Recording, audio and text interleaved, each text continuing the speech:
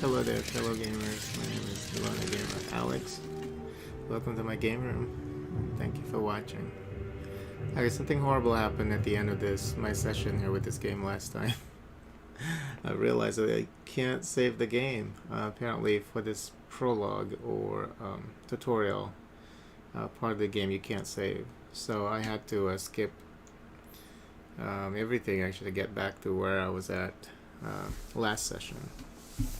So, which it didn't take that long actually to get to this screen. The only thing I forgot to do, I think I forgot to turn on the. No, that was a different game. Okay, yeah. So I think I did everything fine. There's something else I wanted to say. Oh, okay, that was it. Okay, so this is where we left off. So track down Narbo. Can he be convinced to help you out?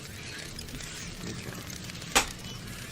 You make your way to the Wraith's stash, a notorious watering hole tucked away in a small street just beneath the imposing tower of the Heap King, but not quite under its immense shadow.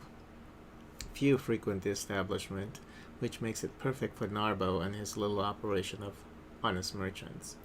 Apparently the knave is not only alive, but has done well for himself in the past decade or so. Taking only Javek, you leave the Comitatus to the care of Titus, your quartermaster, while you are gone negotiating.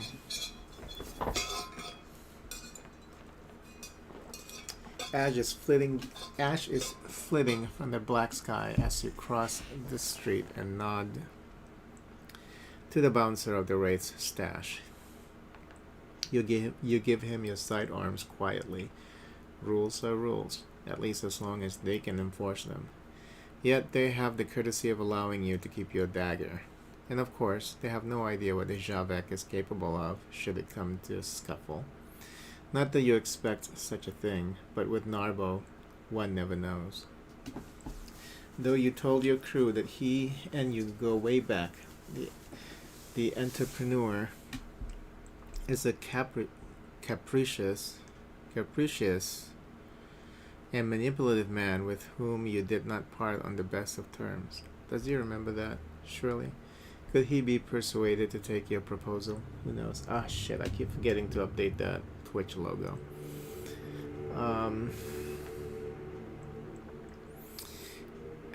Yeah, there's not supposed to be a border around that Twitch logo.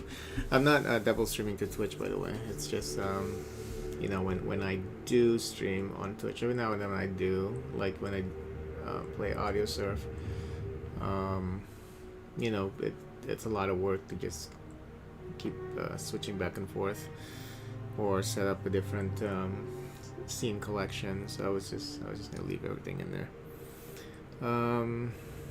With the scrolling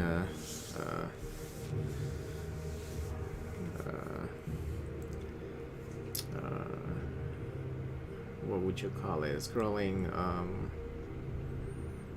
titles on the side of the stream. Let's see here. Your eyes slowly adjust to the dimness of the tavern's interior. Only a few candles and a lamp at the bar illuminate the common room. Shadowy faces turn toward you and observe you through the smoke. The bartender, a thick-set man in a dirty tunic, is chewing tobacco serenely. Excuse me. Above the bar hangs the skeleton of a large sheep lizard on display. It's cute. Narbo is sitting at a table in the back. Oh. His bodyguard, half hidden in the darkness at the wall behind him. Is this him here, or maybe in the back here? Make your way confidently over to Narbo. The entrepreneur looks up from a stack of papers in front of him and rubs his eyes. Narbo is a corpulent man with a bushy dark beard and a few missing teeth, Part of his face is covered in scars similar to those left by old burns. That, coupled with the withered and mutated left arm that hangs limply at his side, is a clear indication of the taint. The merchant wears a leather jerkin studded with small bronze and bone coins, a sign of wealth and boldness. His bodyguard, a lithe man with tribal tattoos and an outfit made of leather, moves his hand calmly to a spear. So that is him here. As his bodyguard. Calmly to a spear that leans against the wall. Narbo's mouth falls open as the spark of recognition flares up in his eyes. No wonder, it has been 10 years. The fuck, mate, he blinks. I thought you croaked. People, Narbo waves his good hand around and looks at his bodyguard. Told tales of your demise. The man finishes his sentence for him as the merchant nods vehemently. That business with Kernak outpost and the storm, Narbo adds.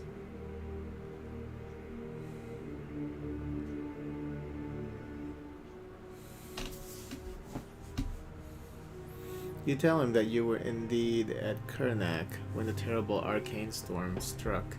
You describe the horrors of that night briefly. You add how many of your original comitatus died there, close friends, old traveling companions, but you walked away unscathed. This was years ago. Sheesh, that fucker Irophones. Looked after you something fierce, eh? Narbo chuckles heartily. But I'm sure you haven't come to reminisce about good old times, eh? His predatory smile makes you cautious, even though he invites you to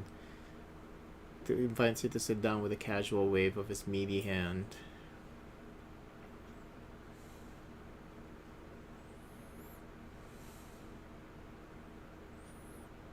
Get down to business right away. You have no time to spare. You tell Narbo to let bygones be bygones and instead listen to what you have got to offer now. You got some balls coming here, all business and bold. After a tense moment, his stern expression turns into a toothless smile. I like it.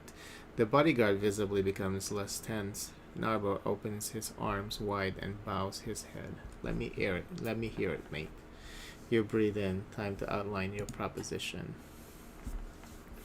You explain to Narbo how you want him to give you a discount on shipment of metal scraps, which you then would smuggle into Devon through. Oh yeah, look at that. Devon is no longer highlighted, so I think it's only highlighted the first time you see something that you wanna something that has something mentioned in the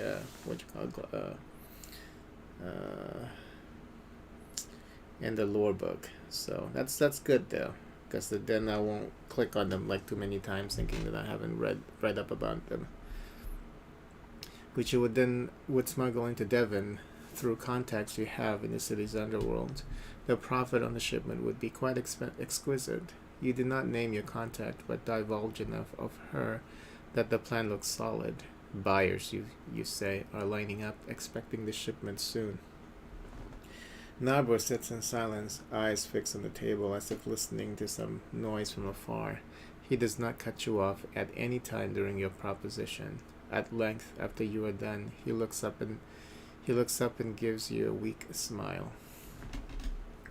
That sounds like you've been thinking a long time about it, he says after he shifts in his chair. And it's a great plan, except for the part where I give you a discount for your asking and not much else. I don't do that, mate. That would make me an almoner, the bodyguard asks discreetly. At that word, Narbo looks up at him. When the man nods, he turns back to you. Aye, an almoner, see? I'm no almoner. You gotta do better than that. What you got for me? Okay, so now either you can just say you're in a bad spot. Let's see what these other options are.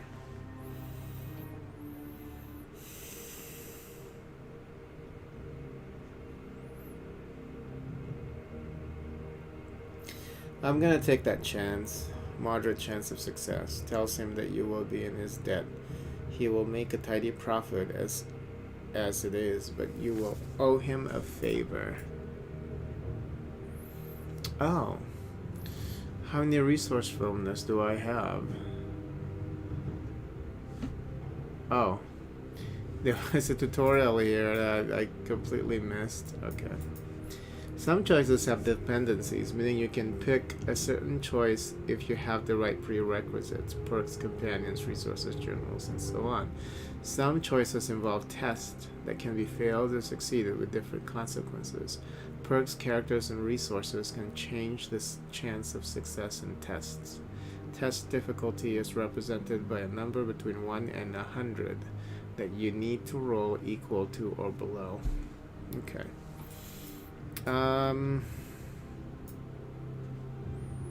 What is this though? Where's my resourcefulness?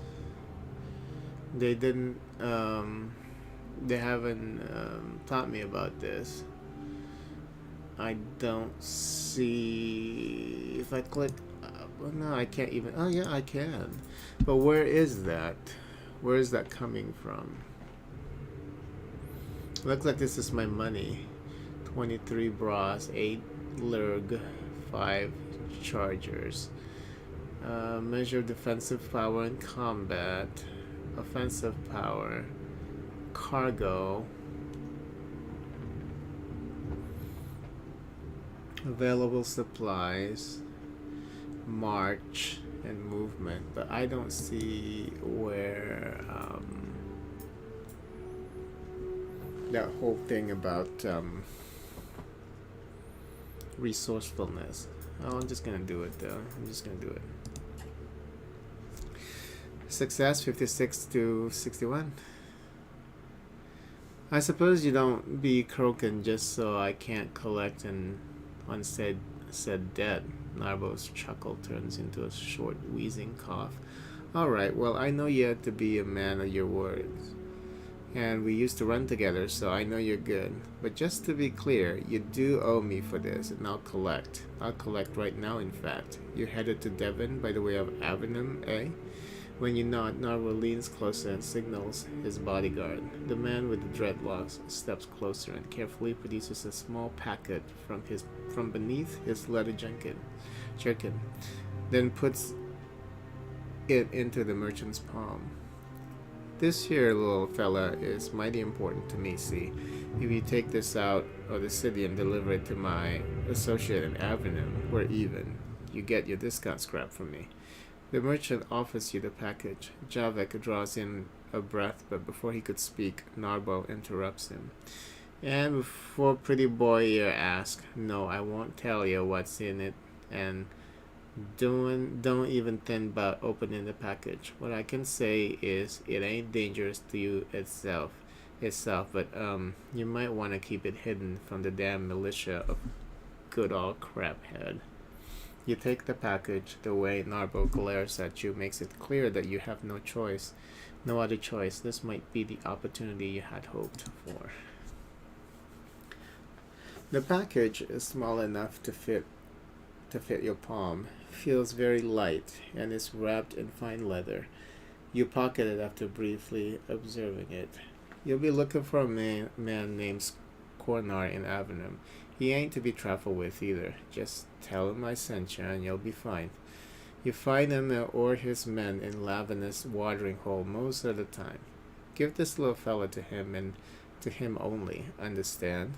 After you assure him you do, Narbo instructs you to give him an hour, then look for his people at the market and simply introduce yourself. They will know what price they should give you on the metal scraps by then. He motions to his man. You and Javek stand up and make ready to leave. Raverier will take you to the back exit. We don't want to give people the idea they can come here to beg for almonds now, do we? Or anyone to connect us and run to the militia for that matter. You got what you came for, so you leave with the Wraith stash through the back entrance and head back to the Comitatus. End. Okay. Your journal located in the bottom left is now active. It's your means to follow stories and tasks. Open your journal now by clicking on the book in the left corner. Your journal allows you to view your quest, task, and other related information. You can search for entries, search field, and filter them. Drop down filter button on the top left. Entries are separated into objectives and qualities into their respective planes. The objectives are your quests and ongoing stories. The text of a selected list item appears on the right. These describe the quests or tasks provide active objectives. Unread entries have a blue exclamation mark icon and appear on top, while already read entries are marked by gold dots. Active, a green mark, complete, and red cross, circle, failed. Tasks are non-narrative mission and goals you can compete for rewards. There are several types like trade opportunities or mercenary work, but in Pilgrims the Wasteland you can only find passengers here. Passengers have to be taken to the destination where they will compensate you for your trouble. Be careful because sometimes passenger will leave if you take too long to get to their destination. Qualities can be statuses, gathered information, secrets, and so on. Unread entries have blue exclamation mark icon appear on the top, while already read entries are marked with gold circle icon.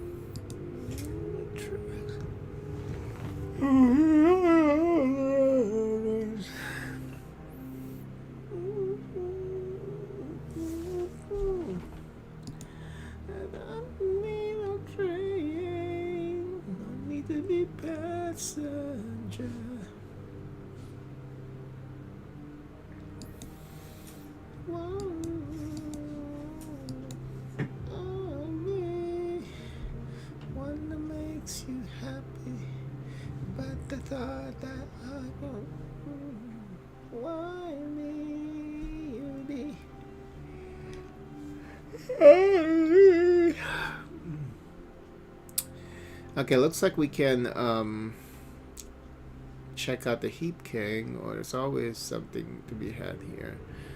Let's go stroll the Scrounge's Lane. You and Javek roam the dingy market called Scrounge's Lane at the foot of the great heap, upon which the tower of the Heap King is built. Ash-covered awnings and dirty stalls line the labyrinthine streets, with stifling narrow alleys and tiny squares adding to the general confusion. Sometimes it is difficult to tell a shop from a dilapidated home, or for a good reason. Most people who live here are also merchants to some extent. And even though the Heap Kings... Oh, I gotta click on Heap King. The ruler of the town of Scrap Heap, the man called the Heap King, is considered to be a formidable fellow. The most admit that they have never seen him. Many years ago, after most trade houses that set up shop in town got robbed and were driven out, a gang lord appeared and organized the previously chaotic and warring work teams. Eventually, his charm and power earned him rulership, rumored to have been an important man in the empire until his humiliation and exile. The Heap King now commands considerable personal influence over the junkyard town and its warring factions. Okay. Even though the Heap King's militia is here to keep peace, you can't help but notice all the shifty gazes from deplorable types aim at you. Looks like you have only 2 of these.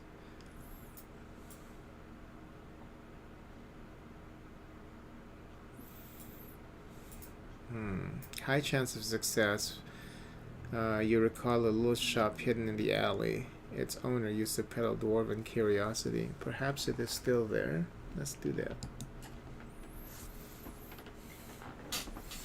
The small shop is still there at the end of the Serpentine Alley to the south side of the market district. Standing outside of it, you notice how it is in much worse shape than you remember. Inside the decrepit scrap shack is an equally unkempt young fellow who hails you with a jolly smile. The shop looks empty. A short conversation reveals that the youngster is the son of the man who used to run the place. His father never came back from the forge into Dwarven ruins a few months ago. Unfortunately, I don't have Dad's expertise on dwarves, neither am I the adventurous sort, so by now I've sold all his remaining stock and I'm closing shop soon. Then I'm off and away from Crab Heap for good. Go south, maybe to them Dragonlands, he says, scratching his beard. The race known as Grey Dwarves, by most people simply dwarves, is a descendant of the dwarves of old, altered and made homeless by the calamity. Stocky and sturdy, dwarves are hardy folk. Men almost always grow beards. They are drawn to metal, jewels, and stonework. Their former merry and progressive nature turn into bitterness, pragmatism, and cynicism for the most part. Grey dwarves live up to the age of 200 to 250 years. Wow, that's a long time. Formerly, the mighty dwarven kingdom of the Vendathar was the greatest ally of the empire, gifting humans most secrets of metal and stone that they used to form their own roads, bridges, and cities. Dwarven technology was the true marvel to behold, and the line of inventor kings governed Vendathar into a golden age of progress. Yet even before the calamity, the dwarves of the Vendathar abandoned their ancestral ways in favor of technology, going as far as dedicating their entire lives to it instead of founding their own families, which resulted in a dwindling population. Okay. You talk a bit about dwarven culture and his father's obsession with the forgotten technological wonders. You're about to say goodbye when he slaps his forehead. I still have something here that a Vagrus such as yourself might be interested in. He fishes a small brass compass out of his pocket and hands it to you. It is a masterwork, no doubt, sporting runes and detailed etchings on the sides. The fellow is willing to sell it to you for a token price. Should I buy it? Max +1 next movement, plus navigation. A wonder of the ancient world, it points north. Significantly lower than local price. You know what, I'll buy it. You and Javak. Okay, so we're going back to the previous slide. Let's take a look at local prices and goods. After spending an hour looking at wares, you realize there's nothing here you would fork out coins for. Of course, there are a lot of useful things, but you want to keep the rest of your purse intact should you run into difficulties on the road ahead. Also, there is a veritable army of cut pursers working at the market, and though so far you have managed to outsmart them, staying here would tempt fate too much. I leave the place altogether.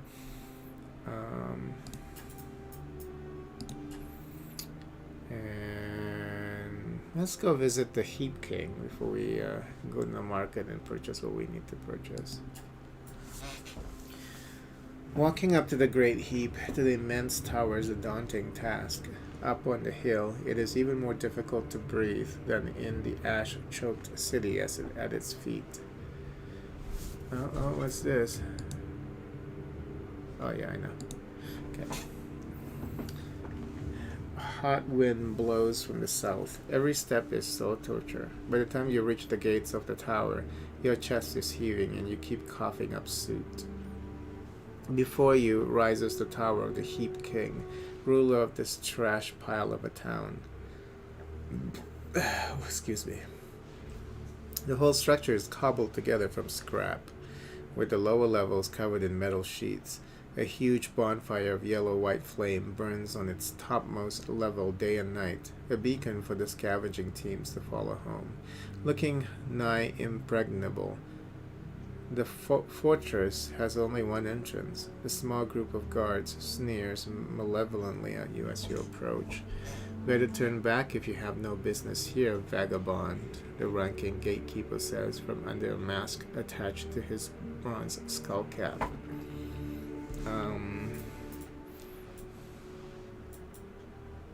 Ask them where you would acquire an invitation. Perhaps you could try licking my arsehole and see where it gets ya, one of the guards says, loud enough for you to hear. A round of applause and guffers. follows. The ranking guard does not laugh, but does nothing to reprimand his men either. My duty is to stop anyone without official business to enter, not to educate them where to get a pass, he says, and walks back to the others. Nothing will change their minds. You walk down the hill. Okay, so let's go shop then. The market pane displays the available goods you can buy at the settlement market on the right and opens the cargo pane on the left. You can buy goods from the market or sell your own goods from the cargo hold here. The maximum cargo space is 630 slots. It cannot be expanded further. 600, so we already have like, what is this? When buying or selling, buy or sell one increment only by clicking on the buy or sell button next to a listed good. Holding shift and clicking the buy and sell buttons buys or sells a whole stack respectively. Drag and drop the icon for buying or selling stacks of goods.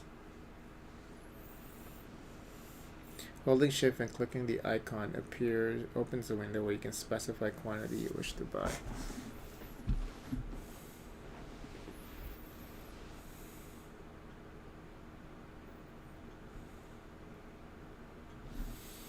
Where's the 24? Okay, so awning equipment, 24 scrap metal goods have at least 800 supplies. So I have 500, 700, so I need 300 more supplies. Right? Yeah, 300. No, I can only get 100 at a time, eh? Okay. Let's get the scrap metal first. How many do I need? 24. So that. Okay, and then this 200, 250.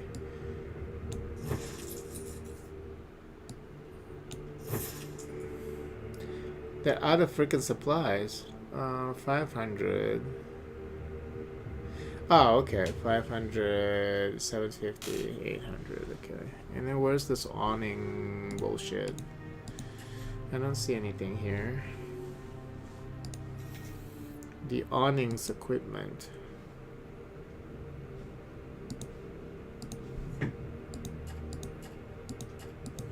I don't see the awnings equipment.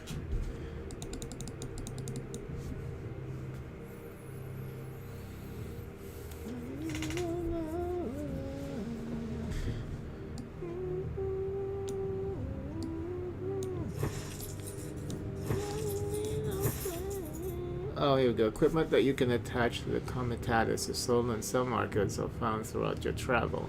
They provide bonuses and upgrades. You can switch between the market of goods and equipment using the buttons or for the list of items in the market pane.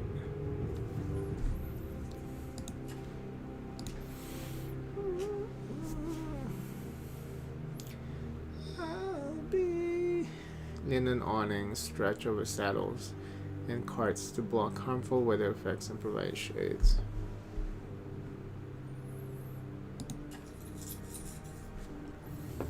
Equipment you own in the pool below the Comitatus illustration. In order to gain their bonuses, you need to equip them first by dragging and dropping them into the appropriate slot on the illustration. Equipment can only be placed in a slot that matches its type, except the equipment of any type can be placed in the miscellaneous slot. You can unequip equipment by dragging it back to the list. Why me? You deny me. Okay. Items, the third type of cargo, do not take up cargo space and are not equipable. They're used and traded in certain events.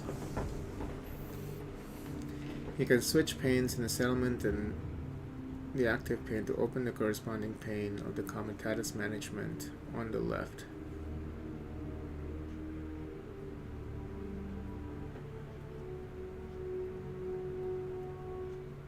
You can now freely check the settlements tab.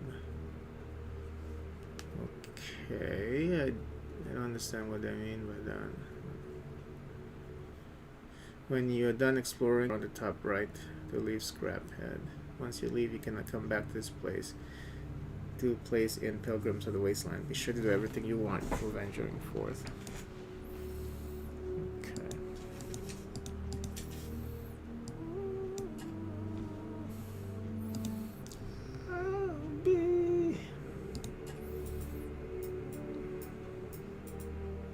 Ask them for directions this time. I'm no Imperial City Guard. If you want something, find something, get an urchin and give him a few changes. Now get lost. Changers are a type of coin used in the Empire or in most of the realm on the continent, made of carved bone, wood, glass, obsidian, or even pretty stone. These coins are the least valuable of the standard Imperial currency, so most people see a lot of them. Curiously, there's no standard for how they should look, yet everyone knows if a coin is worth enough to be considered a changer. Usually 10 changers are worth a single lug.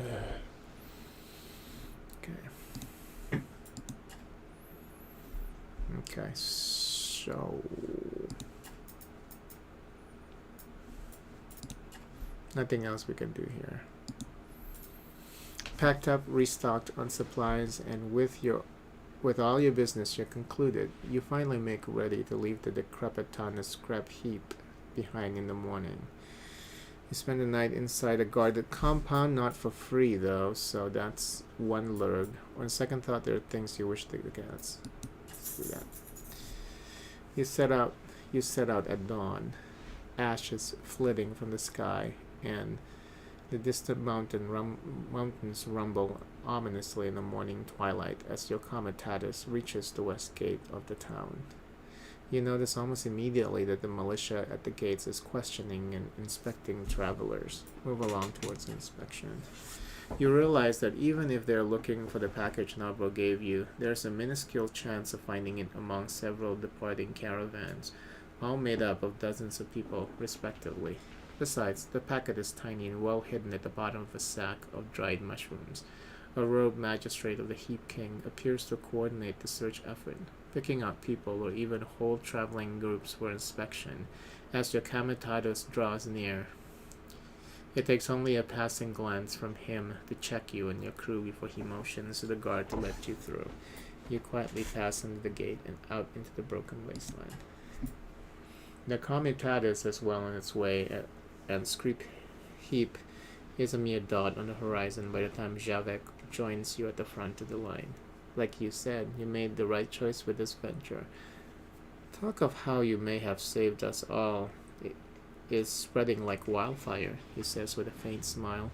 Of course, we do have to make it alive to Devon with the cargo, but it is a good start, don't you think? Yeah, I already read on them. It looks like it comes back. A total of 200 plus entries.